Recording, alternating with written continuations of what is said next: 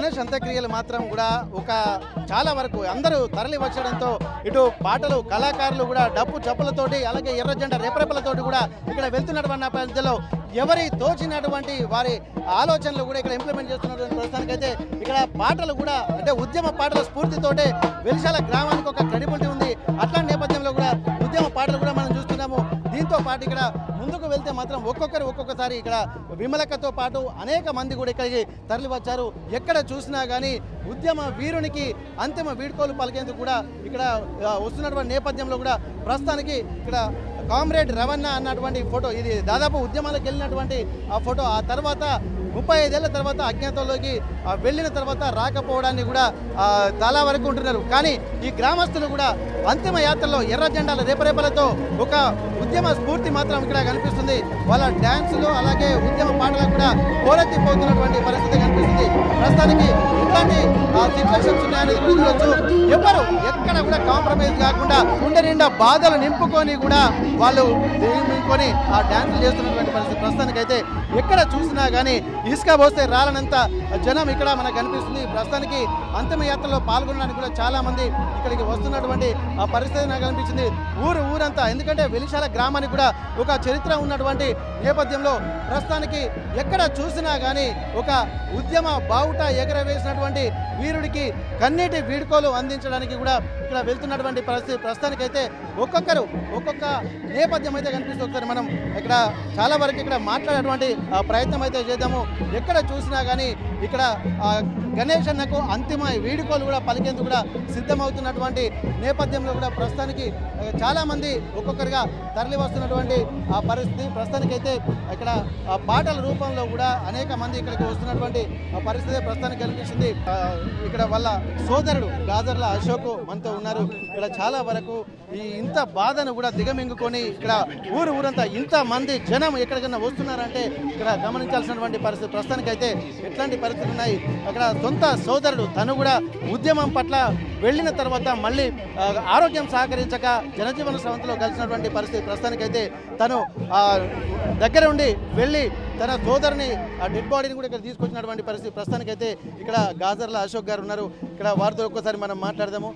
అన్న, ఇప్పుడు ఇంతటి ఉద్యమ వీరునికి వీడుకోలు పలకడానికి కూడా ఎక్కడ చూసినా ఇంతటి జనం వస్తున్నారు, ఒక్కొక్కరిగా అమరులవుతున్నటువంటి పరిస్థితి. మీరు ఇన్నిసార్లు అజ్ఞాతంలోకి వీడి బయటికి రమ్మని చెప్పి విజ్ఞప్తి చేసినా కానీ వెన్ను చూపేది లేదని చెప్పి ఒక సంకేతాలు చెప్పారు. ఎట్లుందన్న, నిజంగా అన్న మాటనే నిలబెట్టుకుని తను వచ్చింది అనుకోవచ్చా?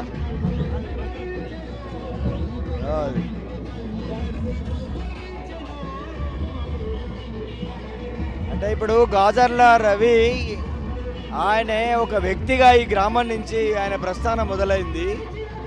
కానీ వాళ్ళ వేలాది లక్షలాది మంది ప్రజలతో ఆయన ఈ ఊరికి తిరిగి వచ్చిండు. ఆయన ఇప్పుడు ప్రజల ముందు ఉన్నాడు.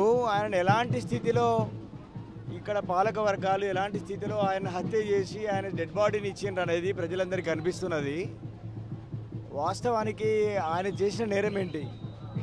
ఆయన తన కుటుంబాన్ని, తన వ్యక్తిగత జీవితాన్ని త్యాగం చేసి సమాజ సేవ కోసం నిస్వార్థంగా అంకితమైన ఒక నిస్వార్థ త్యాగజీవి ఆయనను చంపడానికి లేదా చంపిన తర్వాత శవాన్ని ఇవ్వడానికి కూడా ప్రభుత్వాలు చాలా ఇబ్బందులకు గురి చేసిన పరిస్థితి ఉన్నది.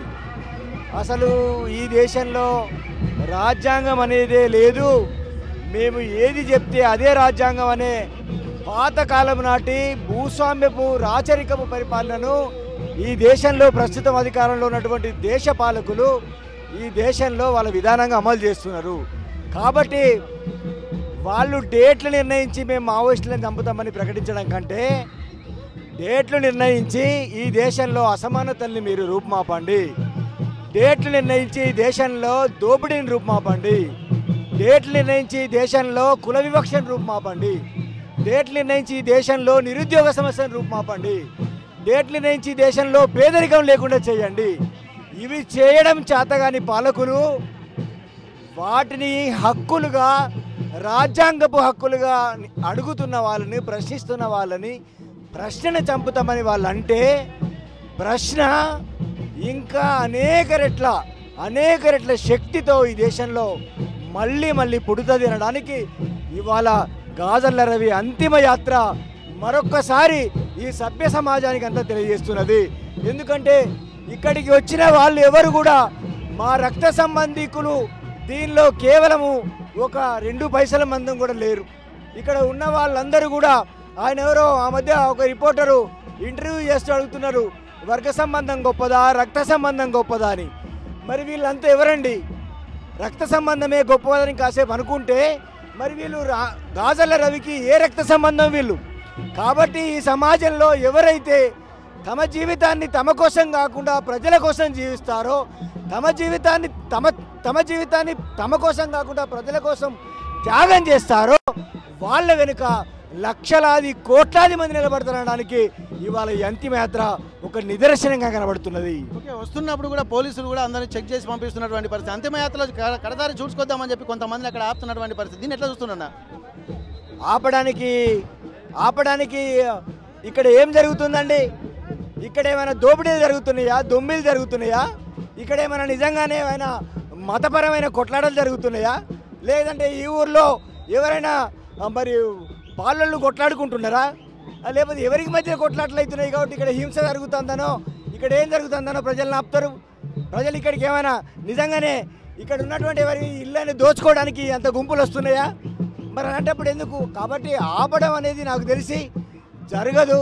ఎందుకంటే మేము ఆల్రెడీ ప్రభుత్వంతో కానీ ఇక్కడ పోలీస్ అధికారులతో కానీ ఈ విషయాన్ని మేము చాలా స్పష్టంగా ఎన్కౌంటర్ జరిగిన రోజు నుంచి కూడా మేము కాంటాక్ట్లో ఉన్నాము. వాళ్ళు మాకు సహకరిస్తున్నారు. అప్పటి నుంచి ఇప్పటి వరకు కూడా మేము ఈ అంతిమయాత్ర విషయం కూడా పోలీసులకు తెలియజేయడం జరిగింది.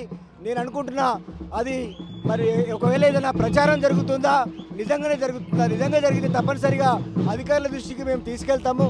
ఒకవేళ ప్రచారం జరిగితే ఇంకా వచ్చే వాళ్ళని రాకుండా ఆపడానికి ఇంకెవరైనా కుట్రపూరితంగా ప్రచారం చేస్తున్నారు అనేది పరిశీలించాలి. ఓకే, ఇక్కడ చెప్తున్నారు మావోయిస్టులను అంతం చేయడానికి డేట్ ఫిక్స్ చేయడం కాదు, అభివృద్ధి కోసం డేట్ ఫిక్స్ చేయండి, అంటరానితనాన్ని రూపుమాపుకోవడం కోసం డేట్ ఫిక్స్ చేయండి, అసమానతల్ని రూపుమాపడం కోసం డేట్ ఫిక్స్ చేయండి. ఇది పరిపాలన అంటే కానీ అమాయకులను పట్టుకొని ఆదివాసులను పట్టుకొని చంపడం కాదు. ఇక్కడ ప్రతి దానికి ఒక ప్రణాళికాబద్ధంగా రాజ్యాంగబద్ధంగా నడవాల్సినటువంటి, రాజ్యాంగం మీద ప్రమాణం చేసినటువంటి వాళ్ళు ఇక్కడ అధికారంలోకి వచ్చారు.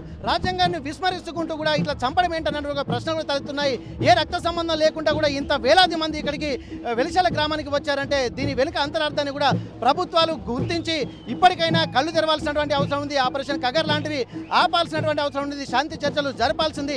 ఇంకా ఎంతమంది అమరులైతే మీ కళ్ళు తెరుస్తాయన్నటువంటి ఒక ఆలోచనలు, ఇక్కడ విజ్ఞప్తులు కూడా చాలా వస్తున్నటువంటి నేపథ్యంలో అంతిమయాత్రకు కూడా ఇసుకేస్తే రాలంత జనం కూడా ఇక్కడికి వచ్చినటువంటి పరిస్థితి. ప్రస్తుతం మరికొంతమందితో కూడా మనం మాట్లాడడానికి ప్రయత్నం చేద్దాం. ఎక్కడ చూసినా మహిళా మనులు కూడా ఇక్కడ ఉంటున్నటువంటి పరిస్థితి.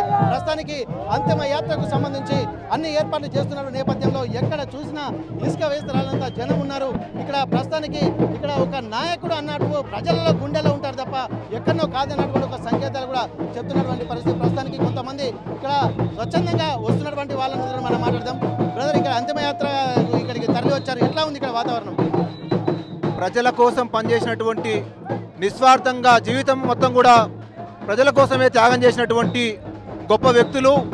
ఇక్కడ ఈ వెలిశాల గ్రామం ఒక విప్లవోద్యమానికి పురిటికట్ట. ఈ పురిటికట్టలో గణేష్ అన్న చివరిసారిగా చూడడానికి విప్లవ అభిమానులు, విప్లవ సానుభూతి పరులు, విప్లవోద్యమాన్ని కోరుకున్నటువంటి, శాంతిని కోరుకున్నటువంటి వాళ్ళు ఇవాళ ఈ ఊరికి రావడం జరిగింది.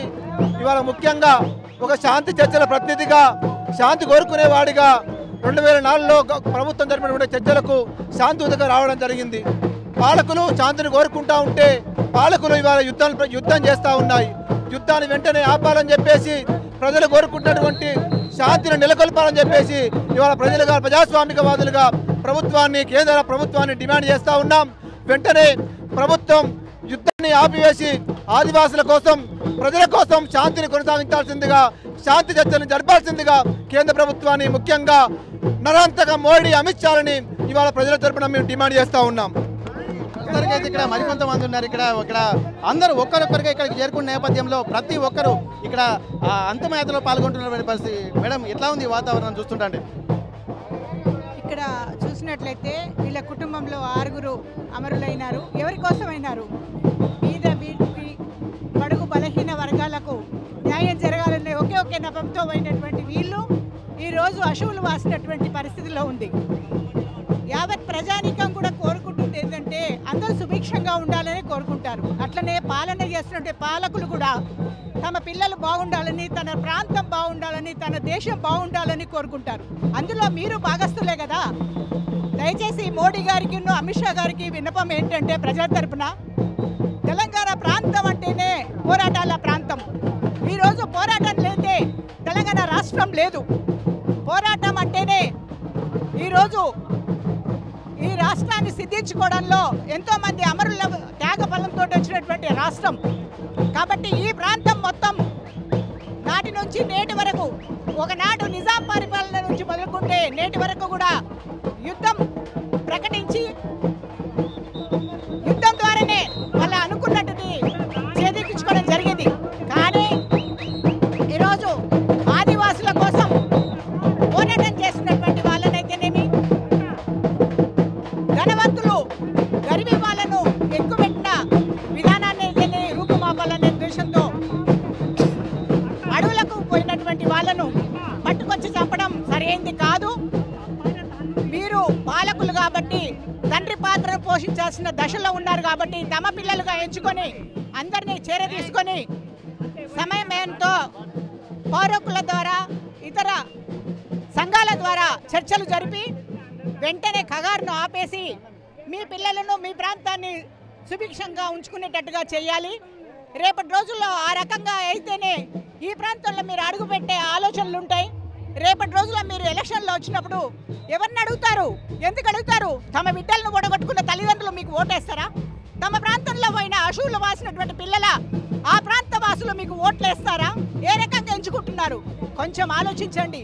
కొంచెం ఓషితోని, సోయితోటి మీరు ఏకంగా కూర్చొని చర్చించుకొని మీ ప్రాంత ప్రజలను కాపాడుకునే దశగా మీరు ప్రయాణం చేయాలని కోరుకుంటూ, ఉద్యమాల కిలా అయినటువంటి ఈ ప్రాంతాన్ని ఇంకొకసారి రక్తపాతం ఒడ్డకుండా అందరూ నా వాళ్ళని అనుకునే విధంగా మీరు ఈ ప్రాంత ప్రజలను కాపాడాల్సిన దశలో నాయకులుగా మీరు ఖచ్చితమైన నిర్ణయాలు తీసుకొని వెంటనే కగారు ఆపాలని ప్రజాక్షేమ తరపున పోరాటం చేస్తారు.